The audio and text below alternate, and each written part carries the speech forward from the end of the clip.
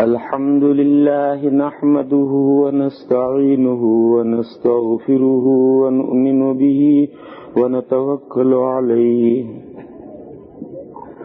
ونعوذ بالله من شرور أنفسنا ومن سيئات أعمالنا من يهده الله فلا مضل له ومن يضلله فلا هادي له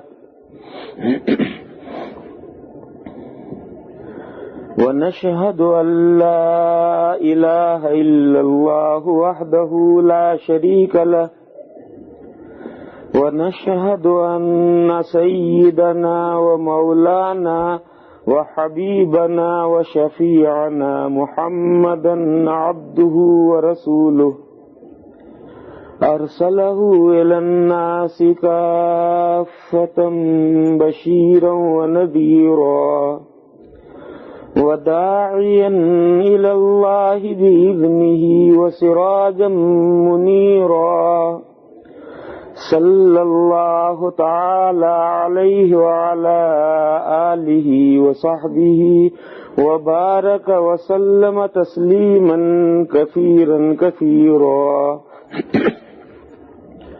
وبعد فأعوذ بالله من الشيطان الرجيم بسم الله الرحمن الرحيم وما أرسلنا من قبلك إلا رجالا نوحي إليهم فاسألوا أهل الذكر إن كنتم لا تعلمون بالبينات والزبر وأنزلنا إليك الذكر لتبين للناس ما نزل إليهم وَلَعَلَّهُمْ يَتَفَكَّرُونَ صدق اللہ مولانا العظیم وصدق رسول اللہ۔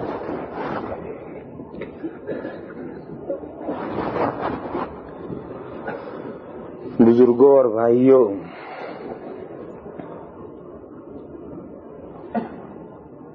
یہ قرآن کریم کی دو آیتیں ہیں جو سورہ نحل میں ہیں۔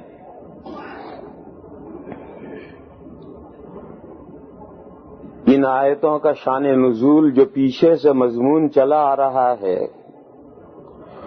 وہ مشرکین کے ایک سوال کا جواب ہے، یا کہو مشرکین کے ایک اعتراض کا جواب ہے۔ حضور اکرم صلی اللہ تعالی علیہ وسلم نے جب نبوت اور رسالت کا دعویٰ فرمایا تو مشرکین نے یہ کہا کہ آپ تو ہمارے جیسے ایک انسان ہیں،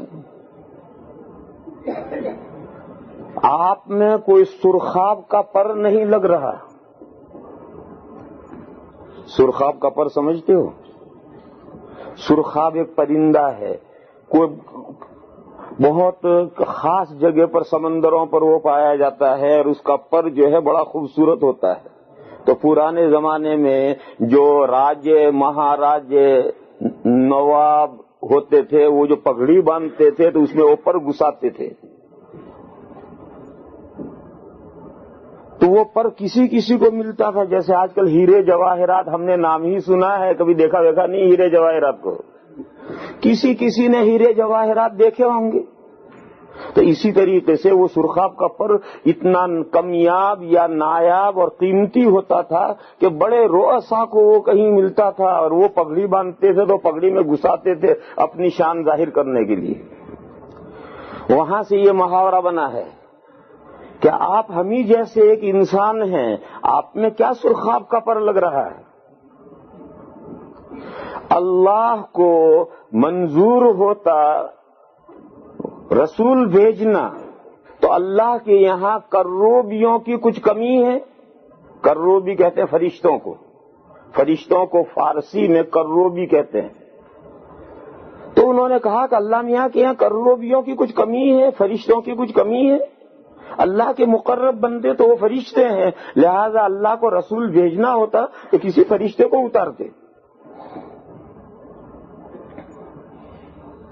یہ مشرکین کا حضور اکرم صلی اللہ تعالی علیہ وسلم کی رسالت پر ایک اعتراض تھا.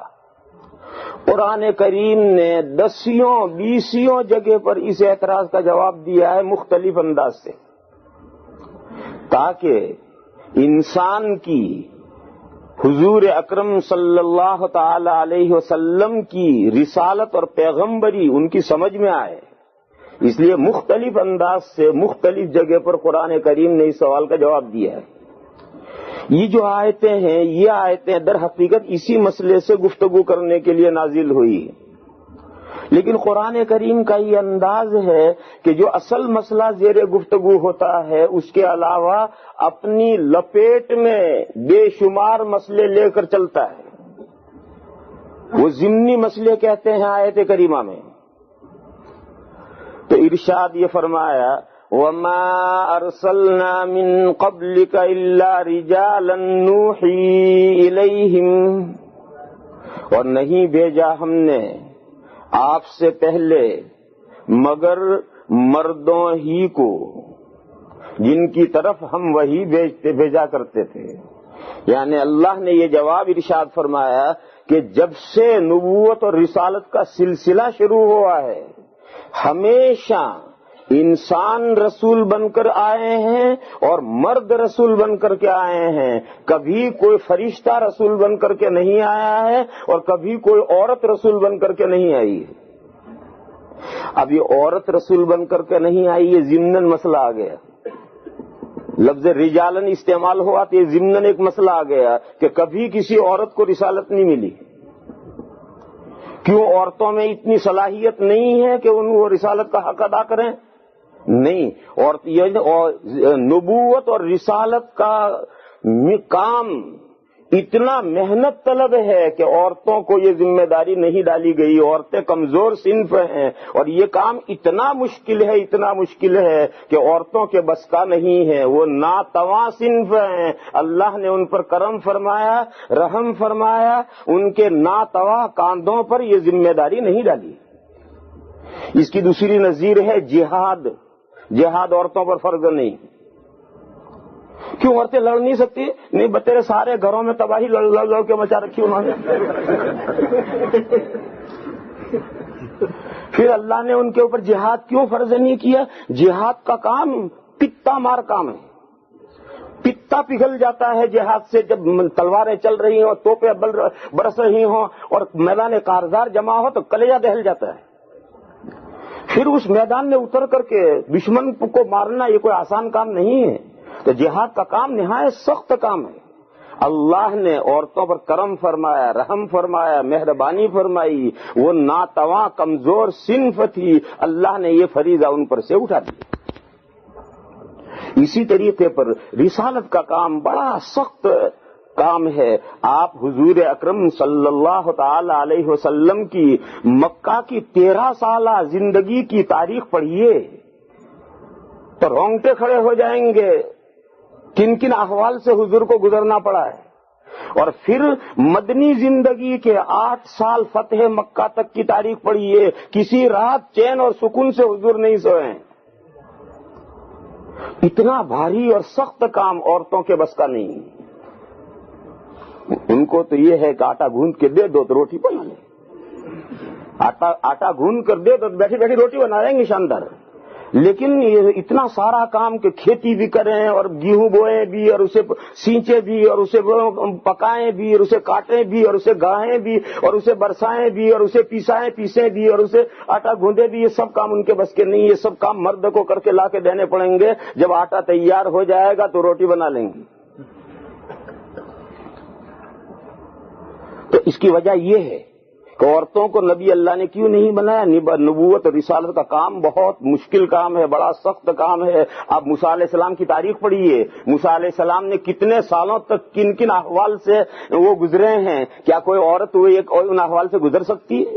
حضرت ابراہیم علیہ السلام کی تاریخ پڑھیے، وہ کن کن احوال سے گزرے ہیں. کیا کوئی ایک عورت ان احوال سے گزر سکتی ہے؟ لوط علیہ السلام کی تاریخ پڑھیے، وہ کن کن پریشانیوں سے گزرے ہیں، کیا کوئی انسان ان احوال سے گزر سکتا ہے؟ نوح علیہ السلام کی تاریخ پڑھیے، 950 سال کن احوال سے وہ گزرے ہیں، کوئی عورت ان احوال سے گزر سکتی؟ تو یہ وجہ ہے عورت کو نبوت نہ ملنے کی کہ یہ ذمہ داری عورتوں کے بس کی نہیں ہے، جیسا کہ جہاد کی ذمہ داری ان کے بس کی نہیں ہے۔ اس لیے اللہ نے ان پر کرم فرمایا، مہربانی فرمائی، عنایت فرمائی، ان کی کمزوری کو ملحوظ رکھا اور ان کو نہ تو جہاد کا فریضہ ان پر ڈالا، نہ نبوت کی ذمہ داری انہیں اڑائی۔ غرض یہ مسئلہ کہ کبھی کوئی عورت نبی نہیں بنائی گئی، ہمیشہ مرد ہی نبی بنائے گئے، یہ مسئلہ یہاں ضمن آ گیا، رجال لفظ آیا تو یہ مسئلہ کلیئر ہو گیا۔ باقی یہ آیت کریمہ یہ مسئلہ بیان کرنے کے لیے نہیں ہے، مسئلہ تو وہی ہے کہ جب بھی آپ سے پہلے حضور اکرم صلی اللہ تعالی علیہ وسلم سے پہلے جب بھی کوئی رسول دنیا میں بھیجے گئے ہیں تو وہ مرد ہی بھیجے گئے ہیں، کبھی کوئی کرو بھی کوئی فرشتہ آسمان سے رسول بنا کر نہیں اتارا گیا۔ یہ ان کے سوال کا جواب ہے۔ فَاسْأَلُوا أَهْلَ الذِّكْرِ إِن كُنتُمْ لَا تَعْلَمُونَ۔ فرمایا اللہ پاک نے مکہ کے مشرکین سے کہ یہ بات جو تمہیں بتائی جا رہی ہے اگر یہ بات تم نہیں جانتے ہو تو پیپل آف بکس سے پوچھ لو، اہل الذکر سے، پیپل آف بکس سے پوچھ لو۔ پیپل آف بکس اس زمانے میں کہلاتے تھے یہود و نصارہ، اور جزیرت العرب میں یہود بھی تھے بہت بڑی تعداد میں، مدینہ تو سارا یہودیوں سے بھرا پڑا تھا، اور عیسائی بھی تھے، خود مکہ مکرمہ میں عیسائی تھے، ورقہ ابن نوفل عیسائی تھے۔ تو اللہ نے فرمایا کہ اہل الذکر سے، یعنی آسمانی کتابیں رکھنے والے، جو پہلے سے آسمانی کتابیں رکھنے والے ہیں، پیپل آف بکس، جاؤ ان سے پوچھو کہ پاس ٹائم میں، گزرے ہوئے زمانے میں، زمانے ماضی میں جب بھی کوئی رسول آئے تو کون آیا رسول؟ جاؤ ان سے پوچھو، وہ تمہیں بتائیں گے کہ جب بھی کوئی رسول آئے ہیں تو وہ مرد ہی رسول آئے ہیں، کبھی کوئی فرشتہ رسول نہیں آیا ہے۔ یہاں اللہ پاک جل شانہ عم نوالہ نے پیپل آف بکس کے لیے اہل الکتاب نہیں استعمال کیا، اہل الذکر استعمال کیا۔ یہاں سے نیا مسئلہ حل ہو گیا۔ دیکھو، ایک قرآن کریم کے ایک ایک لفظ کے اندر بڑے بڑے مسئلے ہیں۔ یہ نہیں کہا کہ فَاسْأَلُوا أَهْلَ الْكِتَابِ إِن كُنتُمْ لَا تَعْلَمُونَ، اگر تم نہیں جانتے ہو اس حقیقت کو کہ ہمیشہ مرد ہی رسول آئے ہیں، اس حقیقت کو نہیں جانتے، جاؤ اہل کتاب سے پوچھو۔ اہل کتاب لفظ نہیں استعمال کیا، کیونکہ اہل کتاب لفظ استعمال کرتے تو آیت کریمہ خاص ہو جاتی اور وہی مسئلہ رہ جاتا اور کوئی مسئلہ نہ آتا۔ اہل الکتاب کے بجائے دوسرا لفظ استعمال کیا اہل الذکر۔ اس اہل الکتاب سے عام لفظ، اہل الذکر کے اندر تورات والے بھی آ گئے، انجیل والے بھی آ گئے، زبور والے بھی آ گئے، ابراہیم علیہ السلام کے صحیفوں والے بھی آ گئے، نوح علیہ السلام کے صحیفوں والے بھی آ گئے، اور قرآن کریم کے جاننے والے بھی آ گئے، کیونکہ قرآن کریم بھی الذکر ہے، اور اللہ کی تمام کتابیں جو آسمان سے نازل ہوئی ہیں سب الذکر ہیں۔ خود قرآن کریم میں سورہ حجر میں اللہ پاک کا ارشاد ہے، اِنَّا نَحْنُ نَزَّلْنَا الذِّکْرَ وَإِنَّا لَهُ لَحَافِظُونَ، ہم ہی نے الذکر اتارا ہے، یعنی قرآن کریم کو۔ اللہ پاک فرماتے ہیں کہ قرآن کریم کو ہم ہی نے اتارا ہے، ہم ہی نے اتارا ہے اور ہم ہی اس کی حفاظت کرنے والے ہیں۔ تو القرآن لفظ نہیں آیا، بلکہ القرآن کے بجائے الذکر آیا، انا نحن نزلنا الذکر۔ اگر یہ کہتے کہ انا نحن نزلنا القرآن تو قرآن خاص ہو جاتا، اس سے زیادہ لفظ عام الذکر استعمال کیا۔ چنانچہ علماء کرام نے یہ بیان کیا کہ قرآن کریم کی حفاظت بھی اللہ تعالیٰ نے لی ہے، احادیث شریفہ کی حفاظت بھی اللہ تعالیٰ نے اپنے ذمے لی ہے، اور قرآن و حدیث سے جو دین مستنبط کر کے نکالا جائے گا فقہ، اس کی حفاظت بھی اللہ تعالیٰ نے اپنے ذمے لی ہے، اور قرآن حدیث اور فقہ پر عمل کرنے والی جو امت ہے اس کی حفاظت بھی اللہ نے اپنے ذمے لی ہے، اور یہ سب الذکر میں ہیں، اور سب کے درجے ہیں، سب کے درجے ہیں۔ نمبر 1 قرآن کریم ہے، اس کی حفاظت کی ذمہ داری تو حرف حرف کی لی ہے، زبر زیر کی لی ہے۔ اس سے نیچے احادیث شریفہ کی حفاظت اس سے کم درجے کی ہے، اور اس میں لوگوں نے صحیح حدیثوں میں غلط حدیثیں ملائی بھی، اور پھر اللہ تعالیٰ نے علماء امت کو کھڑا کیا اور انہوں نے چھان کر کے گیہوں الگ کر دیے، کنکر الگ کر دیے، دودھ الگ کر دیا، پانی الگ کر دیا، صحیح حدیثوں کو الگ کر دیا، غلط حدیثوں کو الگ کر دیا، نکھار کر کے الگ کر دیا۔ یوں اللہ تعالیٰ نے حدیثوں کو ذمہ داری لی تو الگ کروا دیے۔ اسی طریقے سے فقہ کے مسئلے جو اس میں سے مستنبط ہوئے وہ بھی اسی طرح سے نکھار دیا۔ اسی طریقے سے حدیث شریف میں ہے لا تزال طائفۃ من امتی علی الحق لا یضرهم من خذلهم الى یوم القیامہ۔ حضور نے فرمایا کہ میری امت میں ایک گروہ قیامت تک صحیح دین پر ضرور برقرار رہے گا، اور اللہ تعالیٰ حفاظت کریں گے۔ کوئی زمانہ قیامت تک ایسا نہیں آئے گا کہ پوری دنیا سے اہل حق ختم ہو گئے، سب دنیا میں جتنے مسلمان ہیں وہ گمراہ فرقوں میں ہو گئے، کوئی اہل حق کہیں رہا ہی نہیں، ایسا نہیں ہوگا۔ قیامت تک اللہ تعالیٰ اہل حق کی حفاظت فرمائیں گے، اور پوری دنیا میں کہیں نہ کہیں صحیح دین پر عمل کرنے والے اہل حق موجود رہیں گے۔ وہ اہل حق اگر مٹھی پر ہوں گے تو ہو سکتا مٹھی پر ہوں، اور ساری دنیا ان کی مخالفت کرے، ان کی مخالفت سے کچھ نہیں بگڑے گا ان اہل حق کا۔ لا یضرهم من خذلهم۔ تو دیکھو اس قرآن و حدیث پر جو عمل کرنے والے امت ہے، اس امت میں سے ایک گروہ کی اللہ نے حفاظت کی کہ ہمیشہ ایک گروہ قرآن و حدیث پر صحیح عمل کرنے والا دنیا میں برقرار رہے۔ تو یہ اس آیت کریمہ کے مفہوم اور مصداق میں یہ سب شکلیں ہیں۔ اور اگر یہ کہتے کہ انا نحن نزلنا القرآن تو پھر یہ سب باتیں نہ آتی اس میں۔ تو القرآن لفظ ہٹ کر کے اس کی جگہ پر الذکر لفظ آیا، تو یہ سب چیزیں آئی کہ اللہ فرماتے ہیں کہ ہمیں نے ذکر اتارا ہے، الذکر اتارا ہے، اور ہم ہی اس کی حفاظت کرنے والے ہیں۔ لہذا قرآن کے محافظ بھی اللہ تعالیٰ، حدیثوں کے محافظ بھی اللہ تعالیٰ، فقہ کے محافظ بھی اللہ تعالیٰ، اور ان تینوں پر عمل کرنے والی امت حقہ، امت مسلمہ کی حفاظت کرنے والے بھی اللہ تعالیٰ۔ اور یہ سب اس آیت کریمہ کا مصداق ہیں، اور سب درجہ بدرجہ ہیں۔ یہ نہیں ہے کہ دنیا میں ہمیشہ سب مسلمان اہل حق رہیں گے اور مسلمانوں میں اہل باطل کوئی پیدا ہی نہیں ہوگا، یہ نہیں۔ اہل حق بھی ہوں گے، اہل باطل بھی ہوں گے، لیکن کچھ نہ کچھ ایک طائفہ دنیا میں کہیں نہ کہیں اہل حق کا ضرور برقرار موجود رہے گا۔ تو لفظ خاص کے بجائے عام لفظ استعمال کرنے سے اس طریقے سے مسئلے حل ہوتے ہیں۔ تو اسی طریقے پر اللہ تعالیٰ نے یہاں یہ نہیں فرمایا کہ اگر تم اس میں حقیقت کو نہیں جانتے تو جاؤ اہل کتاب سے پوچھو، اہل کتاب سے نہیں کہا، بلکہ یہ کہا کہ اگر اس مسئلے کو نہیں جانتے تو جاؤ اہل الذکر سے پوچھو، آسمانی کتابوں کا علم رکھنے والوں سے جاؤ پوچھو، وہ تمہیں یہ حقیقت سمجھائیں گے کہ جب بھی انبیاء تشریف لائے ہیں انسان ہی آئے ہیں اور مرد ہی آئے ہیں، کبھی کوئی فرشتہ رسول بن کر نہیں آیا ہے۔ اور لفظ اہل الذکر عام ہو گیا تو میں نے بتایا کہ یہ قرآن کریم بھی اس میں آ گیا، اور قرآن کریم اور دین اسلام، قرآن اور حدیث کا جو علم رکھنے والے علماء اسلام ہیں وہ علماء اسلام بھی اہل الذکر ہو گئے۔ اور یہاں سے نیا مسئلہ نکلا کہ اگر کسی کو دین کی کوئی بات معلوم نہیں ہے، اگر کسی کو دین کی کوئی بات معلوم نہیں ہے تو دین کی باتیں جاننے والے علماء کرام سے اپنی ضرورتیں پوچھنی چاہیے، اپنی دینی باتیں معلوم کرنی چاہیے، اور ان سے معلوم کر کے دین کی باتیں جانو اور جان کر اس پر عمل کرو۔ یہ نہیں کہ ہم تو جانتے ہی نہیں ہیں لہذا ہمیں عمل بھی نہیں کرنا اور ہمیں پوچھنا بھی نہیں۔ کل قیامت کو اللہ میاں سے کہہ دیں گے اللہ میاں ہمیں کچھ پتہ نہیں تھا۔ یہ بات نہیں چلنے کی۔ کیوں پتہ نہیں تھا؟ ساری دنیا کی تمہیں باتیں پتہ چلتا ہے اور اپنی تمام ضرورتیں تم ریسرچ کر کے تحقیق کر کے جانتے ہو، کیا دین کی باتیں ہی تم نے کیوں تحقیق نہیں کی اور کیوں نہیں جانا؟